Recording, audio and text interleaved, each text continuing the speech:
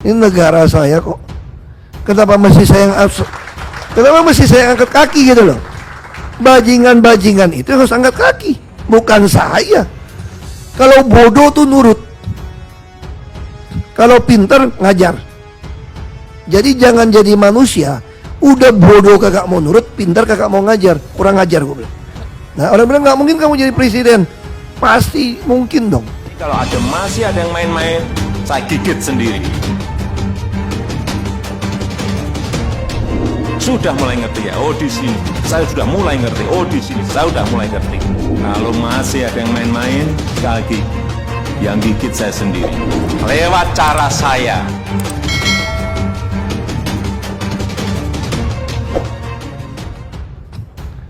Saya adalah pengikut Yesus yang mempunyai prinsip. Kalau untuk menyelamatkan seisi dunia ini, satu orang mati lebih baik daripada seisi dunia tidak diselamatkan. Bukan berarti kita melanggar HAM-nya Yesus. Bagi saya juga sama. Kalau memimpin negara ini, kalau ada 250 juta orang akan mati hanya karena 10 atau 1000 orang yang mau meledakkan seluruh Indonesia ini, lebih baik 1000 dimatikan. Apakah melanggar HAM? Pengertian HAM saya, melanggar, membunuh orang tidak berdosa, itu lebih melanggar HAM menurut saya. Jadi kita ini terbalik-balik, tahu nggak? Teroris yang meledakkan diri di tengah kerumunan dianggap tidak melanggar HAM. Terorisnya terpaksa ditembak, itu melanggar HAM. Makanya saya bilang, katakan anak muda kalau berpandangan seperti itu, hati-hati kalian. Kalian membuat aparat itu gampang untuk bertindak. Nah, saya penganut yang sama. Kalau ada satu orang harus mati untuk orang banyak, lebih baik dia mati. Itu yang saya lakukan.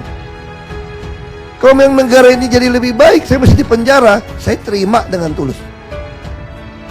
Makanya di depan umum saya nunduk dengan baik. Padahal saya pengen timpuk itu si hakim itu. Karena katanya apa? Kalau tanpa Ahok masuk, ini negara kacau.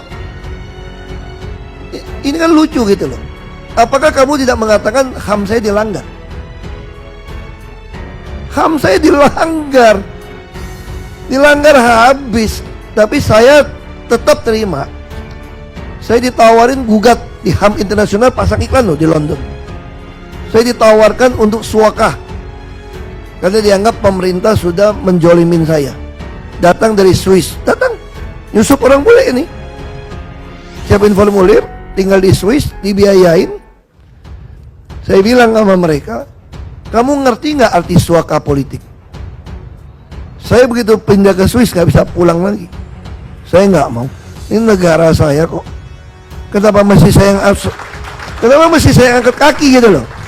Bajingan-bajingan itu harus angkat kaki, bukan saya. Lalu kok tiba-tiba lucu kan, orang melanggar HAM, orang yang melakukan intoleransi, kalian toleran atas nama HAM. Kan lucu.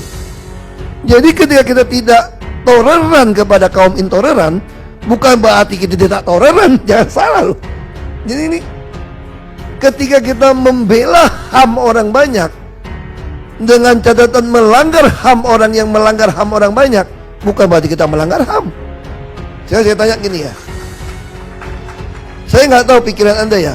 Tiba-tiba orang maling ke rumah, nggak minta sih, orang masuk ke rumah Anda ngerampok. Di rumah Anda ada senjata. Dia gitu masuk bawa senjata, Anda tembak atau tidak? Kalau dia bawa senjata masuk, tidak boleh dong, melanggar HAM dong. Kan manusia. Lalu kamu terbunuh, lalu semua pasang lilin, pelanggaran HAM. Oh, saya nggak mau. Saya tetap sama. Kalau kamu menyerang saya selama senjata di tangan saya, kamu mau nembak, saya akan usaha tembak duluan. Kalau sama-sama tertembak, urusan kedua. Saya nggak berubah. Makanya ketika saya pindahkan orang dari rumah susun, dari Waduk Pluit, katanya melanggar HAM. Saya bilang, HAM apa? Hamburger.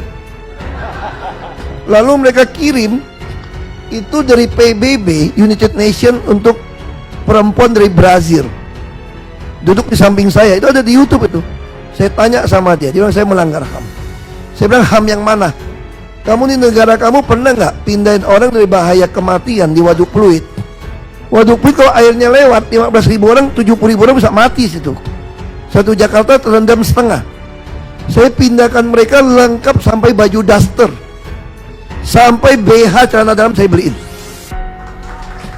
sampai alat masak dapur itu betul-betul masuk badan, sampai kulkas, TV, semua kita lengkap, full furnish. Saya tanya, ada nggak negara mana di dunia yang pindahin orang yang melanggar aturan, yang membahayakan dirinya, membahayakan rakyat ibu kota, dengan dipindahkan hanya bayar 5.000 per hari, anaknya dapat KJP, dia naik bus Transjakarta gratis, tiap bulan boleh beli beras 7.000 sekilo premium, satu anak boleh beli daging sapi 45.000 sekilo, ayam seekor 8.000, telur 8.000 sekilo. Saya tanya sama kamu, anak-anaknya dikasih bersekolah full AC, anak-anak kasih bersekolah ini nggak bayar semua. Jadi kok melanggar HAM, lalu kalau mati nggak melanggar HAM. Kita mau bikin tanggul, makanya Waduk Pluit saya beresin, aku sikat, aku kirim 1.000 brimob. Wah, penganiayaan bawa aparat. Kamu sendiri bawa panah beracun, parang beracun, mau nyerang aparat, itu melanggar HAM. Makanya saya bilang sorry ya, saya suka bilang sama anak-anak muda, boleh kritik, saya nggak anti kritik kok. Anda udah bukti, saya tempo kritik, kita kritik berdebat kita. Saya bukan anti kritik orangnya, tapi kalau mau kritik saya, lu kasih tahu saya solusi. Saya selalu katakan, kalau bodoh tuh nurut, kalau pinter ngajar. Jadi jangan jadi manusia udah bodoh kagak mau nurut, pinter kagak mau ngajar, kurang ngajar gue bilang. Itu prinsip saya. Jadi saya nggak berubah. Kalau sini ada teroris masuk, saya pegang senjata, saya tembak duluan depan umum, depan TV. Lepas semua mati. Saya nggak berubah kalau soal itu, tetap sama. Apa beda saya dengan politisi secara umum? Kalau kamu ambisinya adalah politik, maka ketika kamu naik, kamu akan mempertahankan kursi kamu selama-lamanya. Itu kamu ambisi politik, karena ambisi. Tapi kalau kamu adalah memperjuangkan kebenaran, keadilan, dan perikemanusiaan, kamu tidak pernah mempertahankan kekuasaan. Kamu hanya akan terus memperjuangkan terwujudnya keadilan sosial itu tadi. Gimana konstitusi dilaksanakan. Jadi bagi saya, orang bilang sama saya, jadi pejabat nggak jadi pejabat, kelakuannya sama kok. Karena saya tidak pernah menginginkan sebuah jabatan.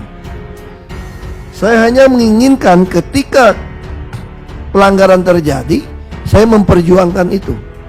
Nah, kalau memperjuangkan itu saya eksesnya jadi presiden, itu ekses. Bukan saya mengincar kursi presiden. Nah, orang bilang nggak mungkin kamu jadi presiden. Pasti mungkin dong. Paling tidak kan presiden direktur. Apa beda saya dengan politisi secara umum? Kalau kamu ambisinya adalah politik, maka ketika kamu naik, kamu akan mempertahankan kursi kamu selama-lamanya. Itu kamu ambisi politik. Karena ambisi. Kalau kamu adalah memperjuangkan kebenaran, keadilan, dan perikemanusiaan, kamu tidak pernah mempertahankan kekuasaan. Kamu hanya akan terus memperjuangkan terwujudnya keadilan sosial itu tadi. Gimana konstitusi dilaksanakan. Jadi bagi saya, orang bilang sama saya, jadi pejabat nggak jadi pejabat, kelakuannya sama kok. Karena saya tidak pernah menginginkan sebuah jabatan. Saya hanya menginginkan ketika pelanggaran terjadi, saya memperjuangkan itu. Nah, kalau memperjuangkan itu saya eksesnya jadi presiden, itu ekses. Bukan saya mengincar kursi presiden. Nah, orang bilang nggak mungkin kamu jadi presiden. Pasti mungkin dong. Paling tidak kan presiden direktur.